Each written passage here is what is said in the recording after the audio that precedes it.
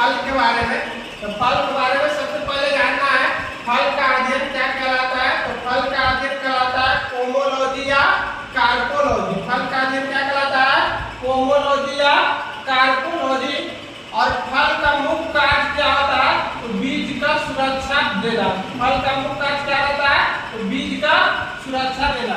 अब जानेंगे हम लोग फल निषेचन के आधार पर फल को कितने भागों में बांटा गया है। तो निषेचन के आधार पर फल के 3 भागों में बांटा गया है। पहला सत फल। सत फल में जानेंगे वैसा फल जिसका निषेचन अंडाशय में होता है। वैसा फल जिसका निषेचन क्या होता है?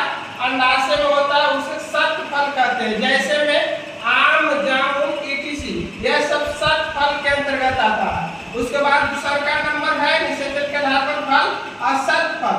वैसा फल जिसका निषेचन पुष्पासन में होता है उसे असत फल कहते हैं, या उसी को असत फल को पुष्प फल के भी नाम से जाना जाता है। यानी वैसा फल जिसका निषेचन पुष्पासन में होता है उसे क्या कहते हैं? असत फल या पुष्प फल भी कहा जाता है। जैसे में सेव, अनानास, कटहल। जैसे में सेव, अनानास, कटहल। और नेक्स्ट तीसरा का नंबर है अनिषेच फल। अनिषेच फल में क्या होता है?